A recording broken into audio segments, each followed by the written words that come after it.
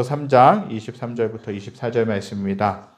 신약 로마서 3장 23절부터 24절 말씀입니다. 로마서 3장 23절부터 24절 2절 말씀입니다.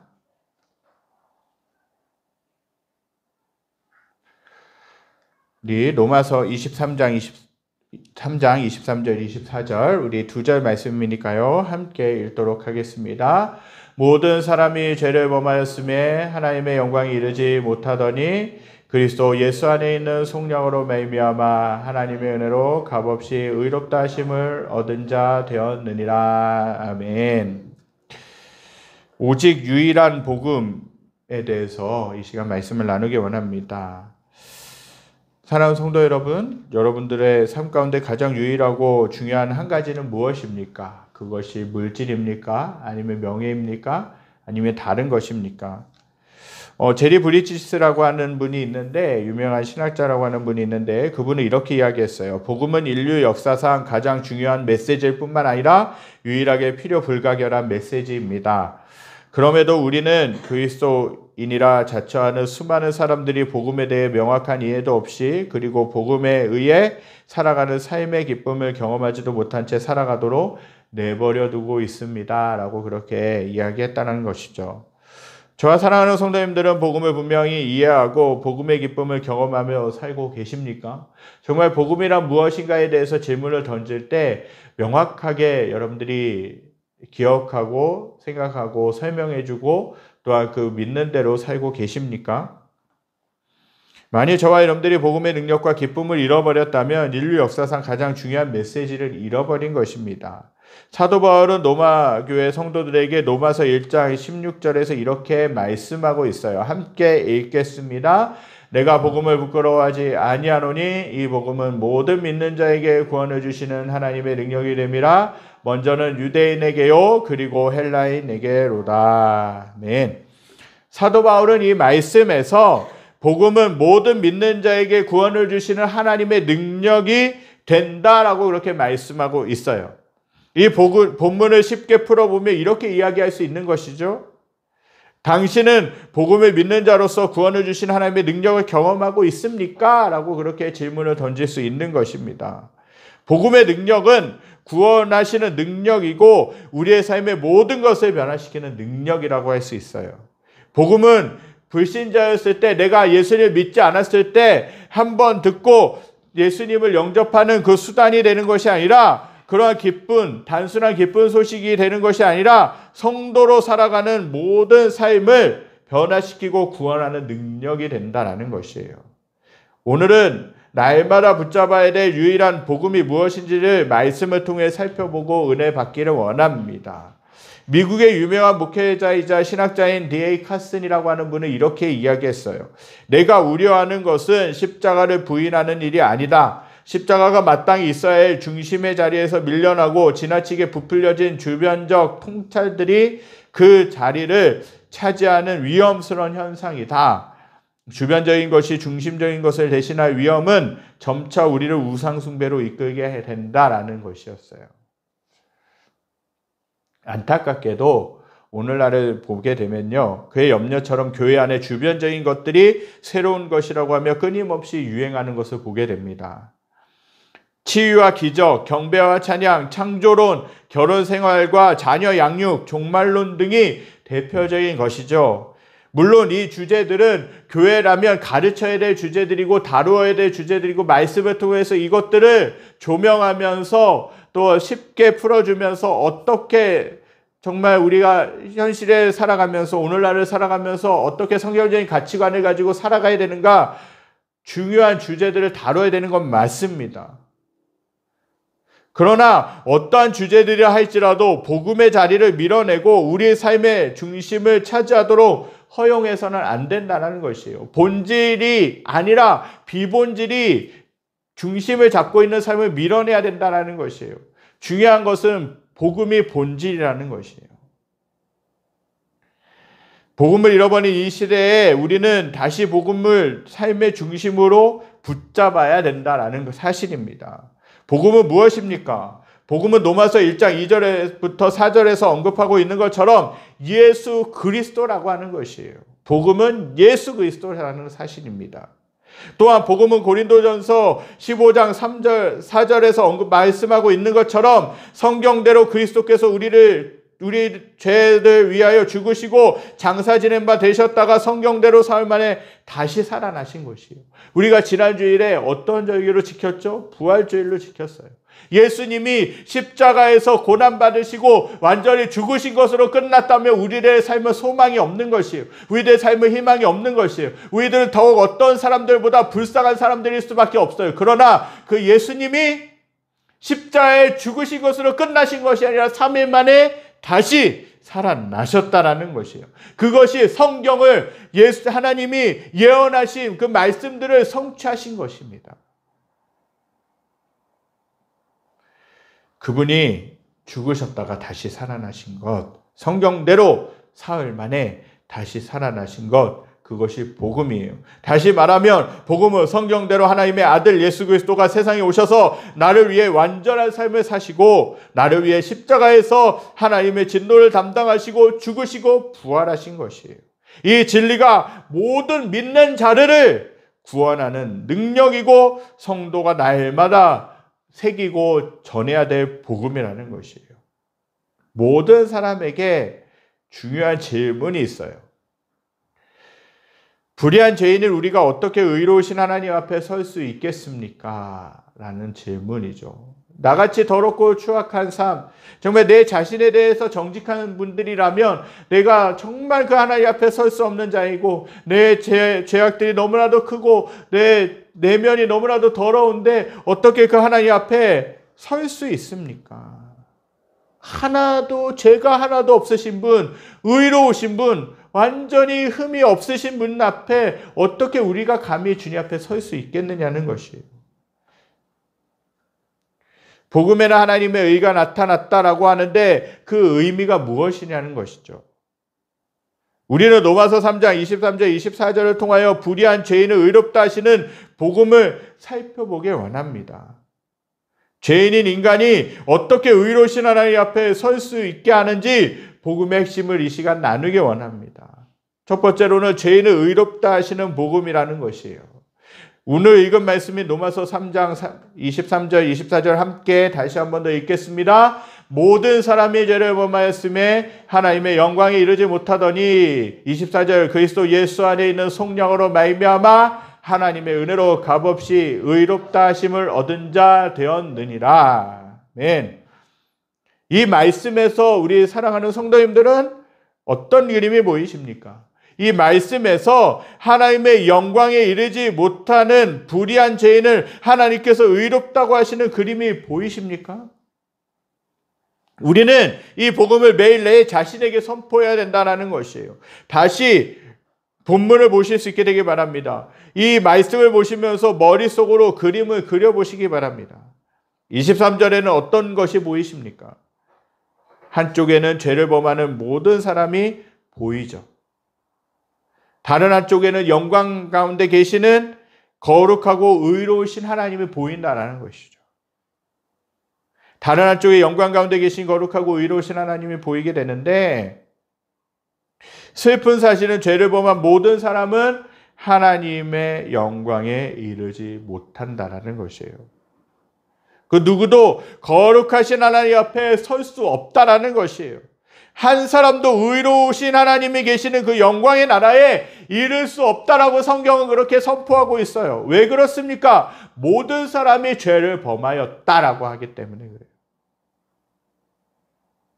모든 사람은 죄인입니다. 오직 죄인에게는 심판만이 기다리고 있다라는 것이죠. 어떤 사람은 말하기를 세상에 선하고 착한 일을 하는 의로운 사람들이 있는데 왜 한 명도 하나님 앞에 설 수 없습니까? 라고 그렇게 항변하는 사람들이 있을 수도 있겠습니다. 여기서 중요한 것은 그 옳고 그름을 누가 평가하는가라는 것이죠. 만일 초등학교 축구팀을 만든다면 누가 그 초등학교 축구팀의 선수를 선발합니까? 그 초등학교에서 임명된 그 축구 감독이지 않겠습니까? 그 축구 감독이 계속해서 선수들을 평가하고 그 초등학생들을 보고 실력들을 보고 평가해서 뽑아서 그 축구팀을 만든다는 것이죠. 그러나 국가대표 축구팀을 만든다면 누가 평가하겠습니까? 국가대표팀 감독뿐만 아니라 국가대표의 선수들을 뽑을 수 있는 기술위원회를 통하여서 그 임원들이 그 선수들을 선발한다는 것이에요. 아무나 국가대표 선수가 될 수는 없다는 것이에요. 최고 대표팀 감독의 기준에 합당한 축구 실력을 가진 사람만이 그 국가대표팀에 뽑힐 수 있고 들어갈 수 있다는 것이에요. 그렇다면 하나님의 나라에 들어가야 된다면 그 기준을 누가 평가하느냐는 것이죠. 거룩하고 의로우신 하나님이 그분의 나라에 들어갈 사람들을 평가하신다는 것이죠. 하나님이 평가하시는 의의 수준에 완벽하게 순종하는 사람만이 하나님의 영광의 나라에 들어갈 수 있다는 것이에요. 하나님 나라의 수준은 95점이 아니에요. 99점도 아니고 완전한 의로움이 있어야 된다는 거예요. 완전한 의가 있어야 하나님의 나라에 들어갈 수 있다는 것이죠. 하나님의 기준은 단지 율법을 행동으로만 지키는 정도가 아니라 마음의 동기와 생각까지도 하나님 앞에서 의로워야 된다는 거예요. 아무런 흠이 없어야 된다는 사실이에요. 오늘 말씀에서는 이렇게 이야기하죠. 모든 사람이 죄를 범하였음에 하나님의 영광에 이르지 못하더니 라고 그렇게 이야기하고 있어요. 하나님 앞에 하나님의 의로우심 앞에 의인은 없나니 하나도 없으며 선을 행하는 자도 하나도 없나니 그렇게 말씀하고 계세요. 그리고 온 세상이 하나님의 심판 아래에 있다라고 로마서 3장 19절에서 말씀하고 계시는 것이죠. 그런데 24절을 읽어보면 보이는 기름이 있어요. 무엇이 보입니까? 불의한 죄인을 하나님의 영광의 자리에 세우시는 그림이 보인다는 거예요. 미국의 유명한 목사님이다 변진가이신 팀 켈러 목사님은 이야기를 했어요. 역사상 처음이자 마지막으로 하나님께 나아가는 한 번도 들어본 적이 없는 길이 나타났다라고 하는 것이죠. 불의한 죄인이 하나님께 의롭다 하심을 얻는 구원의 길이 등장한 것이에요. 이 길이 역사 가운데 나타나려면 어마어마한 큰 사건이 일어나야 된다는 것입니다. 그 큰 사건은 뭡니까? 하나님이 자기 아들 예수 그리스도의 삶과 십자가의 죽음을 통하여 완성하신 그 일로 죄인을 의롭다고 하시는 길을 세우신 것이에요. 이것이 신학적인 용어로 칭의고 하나님의 은혜의 복음이라는 것이에요. 칭이라는 용어는 법정에서 사용하는 용어입니다. 신명기 25장 1절에서 재판장은 그들을 재판하여 의인은 의롭다 하고 악인은 정죄할 것이며 라고 그렇게 말씀하고 있어요. 재판장은 오직 두 가지 판결만 내립니다. 하나는 죄가 없는 사람은 의롭다 하심을 선언하고 또한 다른 하나는 죄가 있는 악인은 죄가 있다라고 그렇게 판결하는 것이에요. 이처럼 칭의란 하나님이 우리 안에 어떤 것을 도덕적으로나 윤리적으로 의롭게 바꾸는 것이 아니라 죄 없다, 의롭다라는 법적인 선언이라는 것이죠. 그러므로 칭의는 하나님이 죄인들에게 값없이 주시는 은혜로서 두 가지를 선언하고 있어요. 첫째로는 뭡니까? 우리의 모든 죄가 용서되었다. 그리고 너는 죄 없다라고 선언하는 것이에요. 둘째로는 너는 의롭다라는 것이에요. 무엇 때문에? 예수 그리스도 때문에 그렇게 선포될 수 있다라는 사실입니다. 한 방송에서 현대판 신데렐라 성공기의 순위를 공개했다고 합니다. 신데렐라 1위는 노르웨이 왕세자비가 된 메테 마리트라고 하는 사람이랍니다. 그녀는 어린 시절에는 정부 보조금을 받고 자랐고 대학에서는 마약에 중독되어 마약 운반까지 했습니다. 심지어는 마피아와 동거하여 아들까지 출산했어요. 그러다가 한 콘서트장에서 왕세자와 만나 동거를 시작했고 결혼 발표를 했다고 합니다. 이후에 국민들이 메테 마리트의 충격적인 과거를 듣고서 분노하며 많은 국민들이 그 결혼을 반대했습니다. 이때 노르웨이 왕실의 지지율이 급격하게 추락했다라고 합니다. 그러나 그녀가 결혼하기 전 기자회견을 통해 눈물로 용서를 빌자 국민들이 마음을 돌이켜 결혼에 꼴이 난 신데렐라가 되었다라는 것이에요. 사랑하는 성도 여러분, 저와 여러분들은 누구입니까? 우리는 하나님의 저주와 심판 아래 있는 죄인이었습니다. 우리의 과거는 충격적이었습니다. 우리의 온 마음과 본성은 하늘의 왕의 자녀가 될 수 없을 정도로 부패한 인간이었어요. 죄인이었다라는 것이에요. 만약에 저와 여러분들 중에서 이러한 나와 하나님만이 알고 있는 그 죄가 하나라도 다른 사람들에게 드러난다면 영광과 인정을 받을 수 있겠습니까? 그렇지 못하다는 것이에요. 우리 안에는 엄청난 죄악들이 많이 있다는 것이에요. 도저히 다른 사람들 앞에 정말 드러낼 수 없는 죄악들도 많이 있다는 것이에요. 그러나 그렇게 부패한 죄인이고 더럽고 타락한 죄인이 있지만 우리같이 의롭지 않은 죄인이 어떻게 하늘의 왕의 자녀의 신분을 얻어서 신데렐라가 되었냐는 것이에요. 이것이 가능하려면 왕이신 하나님께서 죄인인 우리를 죄 없다라고 선언해 주셔야 되는 것이에요. 그리고 의롭지 않은 우리를 의롭다라고 선언해 주셔야 된다는 것입니다. 그렇다면 하나님이 어떻게 예수 그리스도의 삶과 죽음을 통해 우리를 의롭다라고 하시는지 복음의 본질을 살펴보기 원합니다. 하나님은 어떻게 불의한 죄인을 의롭다라고 선언하시고 계십니까? 또한 우리가 살펴봐야 되는 건 인간에게 죄 있다는 문제를 하나님은 어떻게 해결하셨느냐는 것이죠. 저 여러분들은 하나님의 법을 위반한 죄인으로서 형벌을 받게 되어 있었습니다. 성경이 율법을 범한 자들에게 묘사한 단어는 저주라는 단어예요. 갈라디아서 3장 10절에서 무릇 율법의 행위에 속한 자들은 저주 아래 있나니 기록된 바 누구든지 율법책에 기록된 대로 모든 일을 항상 행하지 아니하는 자는 저주 아래 있는 자라 하였음이라 라고 그렇게 말씀하고 계세요. 율법의 모든 일을 항상 행하지 아니하는 자는 즉 율법을 지키지 아니하는 사람들은 저주 아래에 있다라고 그렇게 선언하고 있어요. 우리의 문제는 우리가 하나님의 모든 법을 항상 지키지 않는 죄인이기에 하나님의 저주 아래에 있는 것이에요. 세상에서 가장 어려운 문제는 하나님의 저주 아래에 있는 자들을 죄 없다라고 하는 것이에요. 만일 한 사람이 가족을 살해하고 살인자로서 법정에 섰다라고 가정해 봅시다. 재판관이 판결하기를 나는 사랑이 많고 자비가 많은 재판장이기에 이 살인자에게 무죄를 선고하노라 라고 그렇게 한다면 어떻게 됩니까? 이 재판관은 공의롭습니까? 공의롭지 않을 수밖에 없다라는 것이에요. 이 재판관은 공의를 세우지 못했기에 불의한 재판관이라고 할 수 있는 것이에요. 하나님은요, 공의로우신 분이에요. 죄 있는 사람들을 징계하실 수밖에 없는 사람이라는 거예요. 왜? 하나님은 죄를 미워하시는 분이기 때문에, 죄에 대해서는 철저하게 심판을 내리셔야 되는 분이기 때문에 그래요.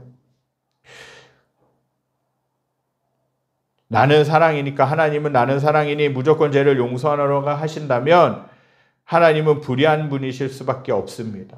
의로우시고 거룩하신 하나님은 죄인을 그냥 죄가 없다라고 선언하실 수가 없는 것이에요. 도저히 그 마음 가운데는 하나님은 그렇게 용납하실 수가 없는 것이에요.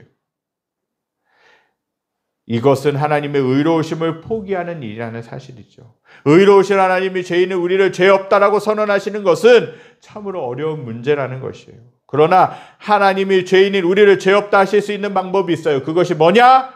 하나님의 방법은 예수 그리스도를 우리 대신 저주하시는 것이에요. 갈라디아서 3장 13절에서 이렇게 말씀하고 있어요. 그리스도께서 우리를 위하여 저주를 받은 바 되사 율법의 저주에서 우리를 속량하셨으니 라고 말씀하고 계세요. 예수님이 십자가에서 우리가 받아야 하는 저주를 우리 대신 친히 받으셨다는 것이에요. 이제 우리가 받아야 될 저주는 아무것도 없다는 것이에요. 우리가 받아야 될 그 저주를 누가 대신 받으셨습니까? 예수님이 대신 받으신 것이에요. 우리가 받을 심판은 남아있잖아요. 왜? 모든 죄의 저주와 심판을 누구에게 쏟으셨냐? 예수님에게 쏟으셨기 때문에 그래요. 그래서 하나님은 우리에게 너는 죄 없다라고 선언하실 수 있는 것이에요. 속량이라는 단어가 눈에 띄는데 속량이란 뜻은 뭡니까? 오늘 본문 24절에 그리스도 예수 안에 있는 속량으로 말미암아라고 이렇게 이야기하고 있어요. 갈라디아서 3장 13절에도 속량이라는 단어가 등장합니다. 속량이라는 뜻은 뭐냐? 값을 주고 사다라는 뜻이에요. 이 단어는 옛날에 농경사회에서 사용했어요. 한 사람이 빚을 갚기 위해 자신을 노예로 팔았는데 어떤 사람이 노예의 몸값을 지불하고 그에게 자유를 준 것을 속량했다라고 이렇게 이야기하고 있는 것이에요. 다시 말하면 예수님이 우리를 위해 죽으셨을 때 그리스도가 우리 대신 심판을 받으시고 우리의 저주를 담당하시고 죄값을 지불하시고 우리에게 자유를 주셨다라는 것이에요.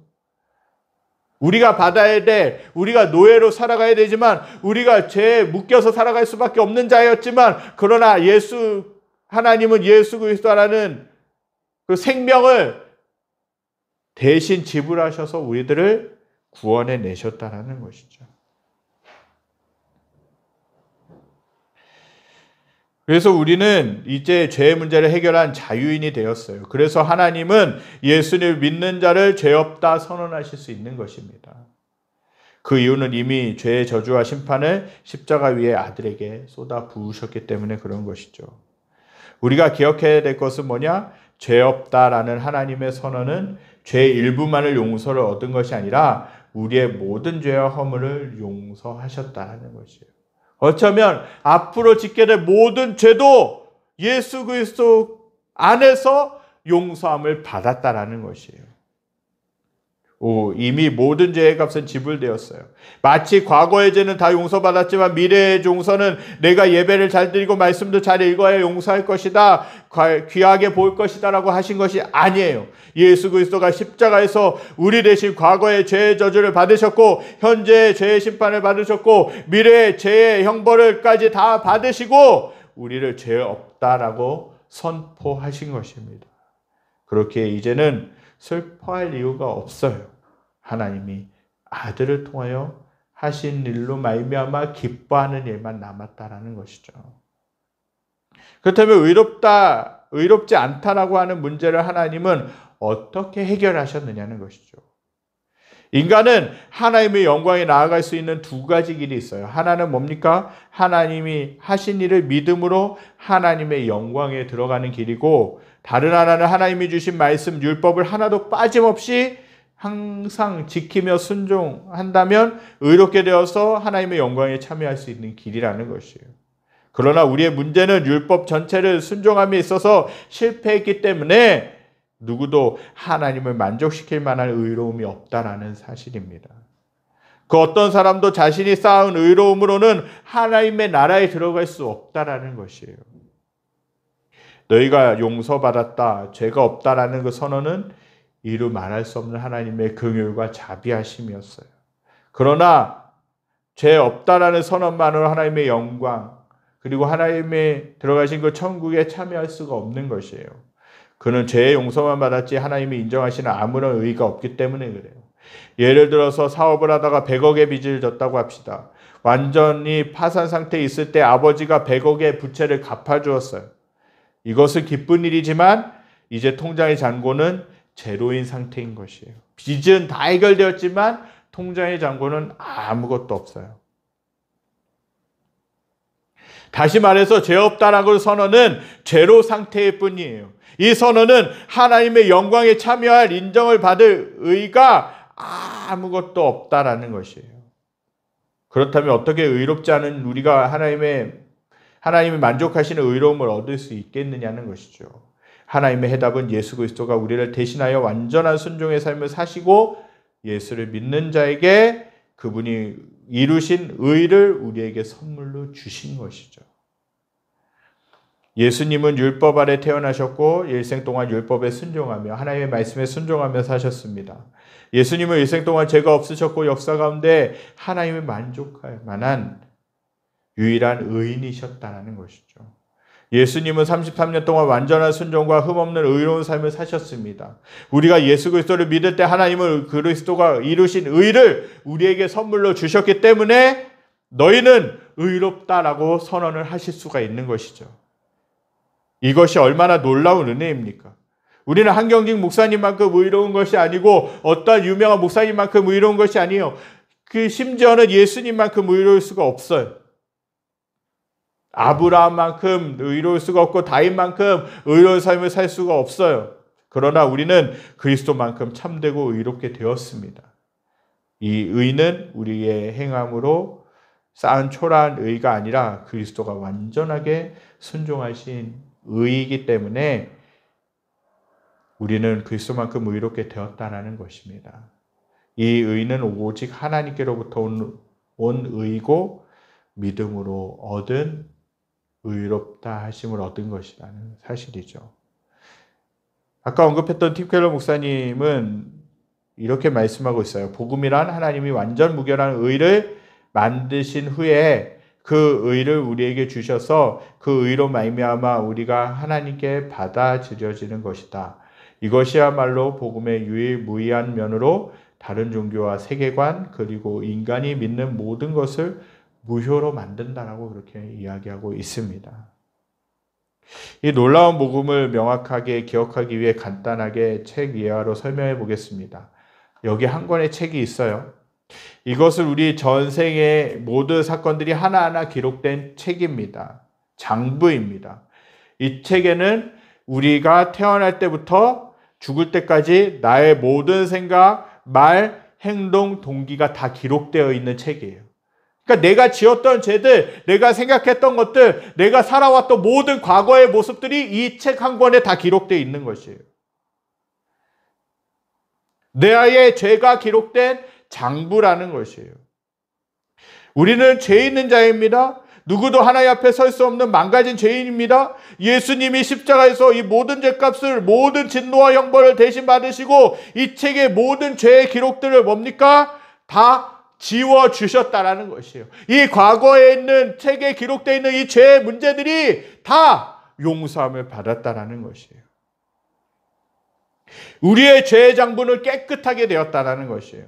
그러나 텅 빈 장부만으로는 충분하지 않다라는 것이에요. 우리는 여전히 의롭지 않기 때문에 누구도 하나님 앞에 설 수 없는 자라는 것이죠. 그런데 하나님은 그리스도의 완전한 의를 우리에게 다 옮겨주셨다는 것이죠. 그리스도께서 33년 동안 사신 완전한 순종과 의의 기록들을 우리의 책에 다시 다 기록해 주신 것이에요. 우리는 그리스도의 순종과 의로 가득 찬 장부, 이 책을 가지고 하나님 앞에 나갈 수 있는 것이에요. 다시 말해서 우리는 오늘 마치 한 번도 죄를 지은 적이 없는 것처럼 깨끗한 장부를 가지고 있는 완전히 용서받은 자녀이고 마치 늘 순종해 온 것처럼 그리스도의 완전한 의로 가득 찬 장부를 가지고 있는 완전히 의로워진 하나님의 자녀라는 것이에요. 즉 누구 때문에? 예수 그리스도 때문에 우리는 완전한 의를 얻은 자라는 사실입니다. 이것이 뭡니까? 복음이라는 것이에요. 하나님이 예수 그리스도를 통하여 이루신 구원의 사역을 믿는 자에게는 값없이 의롭다 하심을 얻는다는 것이에요. 그래서 하나님 앞에 거룩한 척, 하나님 앞에 깨끗한 척 하지 않아도 된다는 거예요. 나에게는 이미 죄가 있었지만, 나에게는 여전히 부족하지만, 나에게는 여전히 실패자로 낙인 찍히고 살아갈 수밖에 없었던 사람이었지만, 그러나 예수 그리스도 때문에 우리는 완전히 죄가 없다함을 받을 수 있었다라는 것이죠. 우리가 노력해서 된 것입니까? 이것이 우리가 얻으려고 발버둥 치고 노력해서 된 것입니까? 아니라는 것이에요. 오직 누가? 예수 그리스도께서 이것을 위해서 완전히 순종하시고 십자가에서 완전히 죽으시고 부활하신 것이라는 사실입니다. 그 예수 그리스도의 그 의 때문에 우리는 다시 한번 하나님 앞에 나갈 수 있는 것이에요.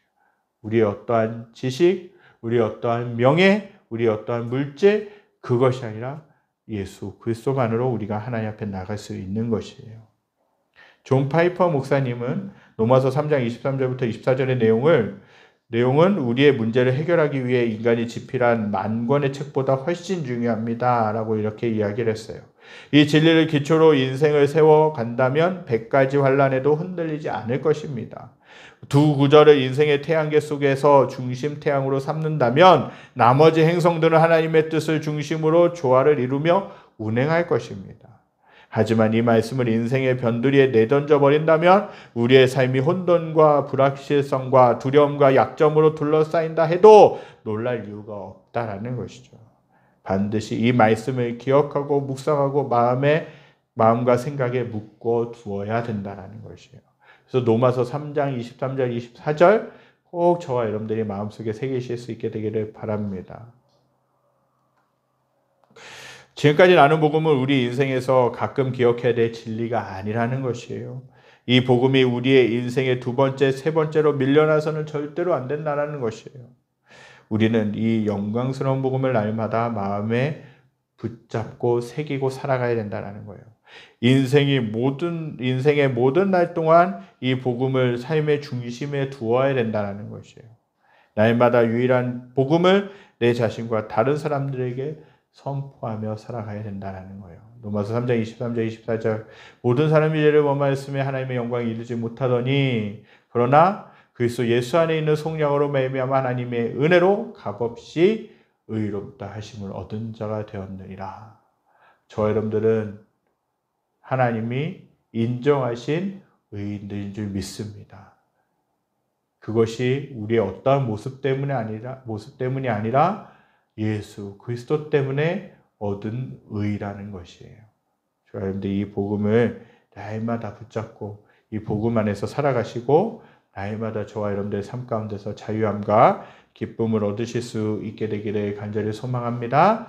우리 이 시간 말씀 기억하면서 찬양하겠습니다. 아까 드렸던 찬양이죠. 많은 이들 말하고 많은 이들 노래는 하지만 정작하지 않는 게 정말 우리가 예수를 믿을 때 또 하나님의 자녀로 거듭날 때 새롭게 영적으로 다시 태어날 때 그리고 예수 그리스도를 믿을 때 교회 나올 때 듣는 복음으로만 일회성 복음으로만 끝나서는 안 된다는 사실입니다. 중요한 것은 이 복음을 날마다 마음에 새기며 생각 가운데 넣어두고 살아가야 된다는 것이에요. 이 복음은 한 번 누리고 끝나는 것이 아니라 매일의 삶 가운데 매 순간의 삶 가운데 누리며 감사하며 자유하며 살아가야 된다는 것이에요.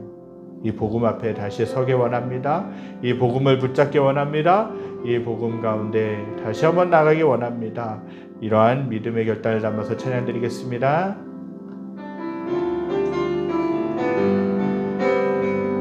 많은 이들 말하고 많은 이들 말하고 많은 이들 노래는 하지만 정작 가진 않는 길 두려운 생각보다 많이 힘들고만 길보단 그저 말로만 가려기에 점점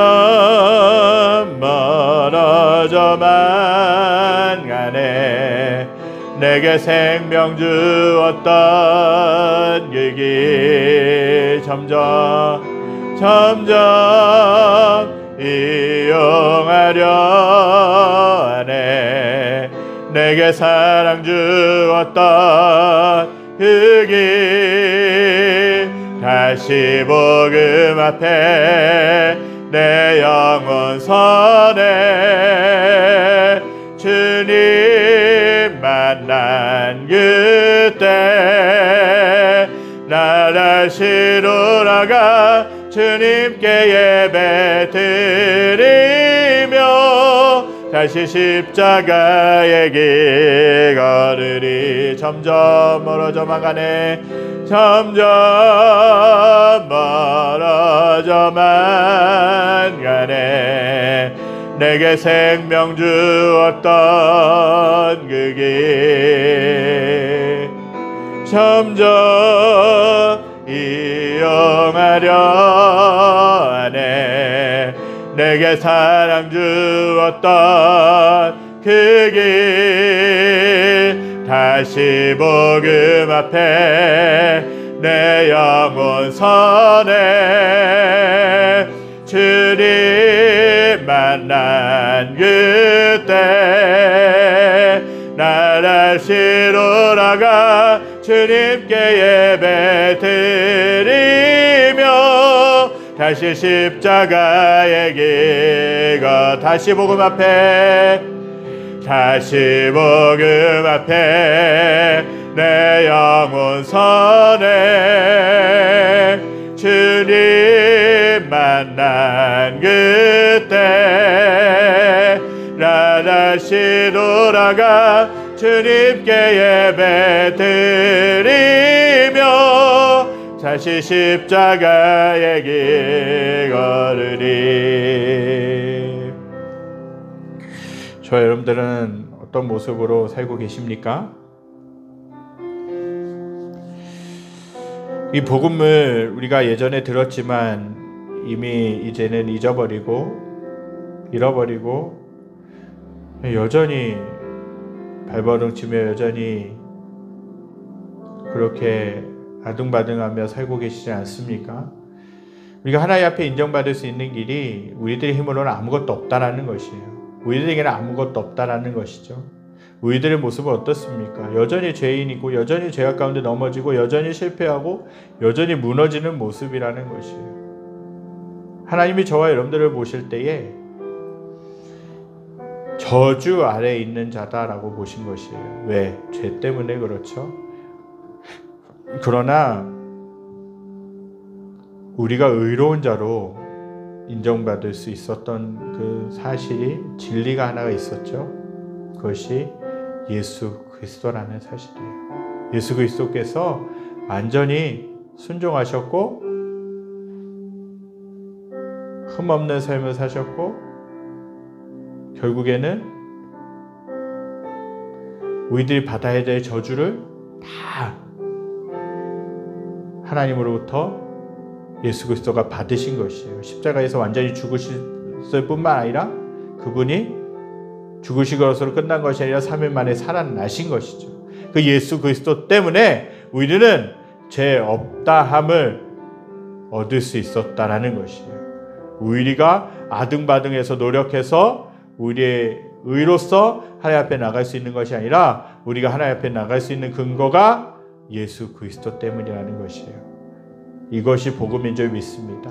이 복음을 끝까지 붙잡고 살아가실 수 있게 되길 간절히 소망합니다. 우리가 받을 저주, 우리가 받을 죄의 형벌 다 예수님이 대신 받아 주셨어요. 그래서 우리가 나음을 얻을 수 있었고 자유함을 얻을 수 있었고 기쁨을 얻을 수 있었다는 것이에요. 우리가 하나님 앞에 나올 수 있는 유일한 길은 예수 그리스도 한 분밖에 없음을 고백합니다. 저와 여러분들이 이러한 복음을 끝까지 마음 가운데 새기시고 이 복음이 주는 능력으로 하나님 안에서 승리하며 살아가실 수 있게 되길 간절히 소망합니다. 기도하겠습니다. 하나님 감사합니다. 저희들은 의롭다함을 얻을 수 있는 아무런 근거가 없고 여전히 저주 아래 있는 자였고 여전히 죄악과 타협하는 자였고 여전히 하나님의 마음을 아프게 하고 방황했던 사람이지만 그러나 우리가 의롭다함을 얻을 수 있었던 근거는 예수 그리스도이신 것을 다시 한번 고백합니다. 예수 그리스도 때문에 우리들의 모든 죄가 해결되었고 우리들은 승리하였고 우리들은 자유함을 얻게 된 줄 믿습니다. 이러한 예수 그리스도를 붙잡고 이러한 복음을 붙잡고 우리가 삶 가운데서 승리하며 살아가게 하여 주시옵소서. 사단은 여전히 저희들 마음 가운데서 너는 죄인이고 하나님께 받아들여질 수 없는 사람들이라고 그렇게 속이며 속삭이지만 그러나 하나님은 저희들이 예수 그리스도로 인하여 나의 사랑하는 자녀이고 사랑하는 아들과 딸이라고 인정해 주신 줄 믿습니다. 이러한 믿음을 가지고 이러한 복음의 진리를 가지고 세상 가운데서 승리하며 살게 하여 주시옵소서. 세상 가운데서 위축되거나 움츠러들지 않게도 하시고 당당히 나는 하나님의 자녀인 것을 인정하며 드러내며 정말 하나님의 자녀답게 거룩하고 흠없이 살아가는 삶이 될 수 있게 하여 주시옵소서. 우리가 하나님 앞에 나갈 수 있는 길은 오직 예수 그리스도뿐인 것을 고백합니다. 날마다 예수 그리스도만을 의지하여 승리하며 살 수 있게 하여 주시옵소서. 여호와는 내게 복을 주시고 너를 지키시기를 원하며 여호와는 그 얼굴 내게 비추사 은혜 베푸시기를 원하며 여호와는 그 얼굴 내게로 향하여 드사 평강 주시기를 원하노라. 이제는 우리 주 예수 그리스도의 은혜와 하나님의 무한하신 사랑하심과 성령님의 감화 감동 교통하심의 역사가 오늘 말씀을 듣고 이 복음 위에 예수 그리스도를 의지하여 하나님 안에서 거룩하고 능력 있게 살게 원합니다라고 하는 그렇게 결단하는 사랑하는 성도들 머리 위에 그리스도 속한 직장과 가정과 모든 삶의 터전 위에 여러 가지로 혼란스럽고 어렵고 힘들어하고 있는 이 나라와 이 민족과 전 세계 모든 열방 위에 지금부터 영원까지 함께 계시기를 간절히 축원하옵나이다. 아멘. 주님.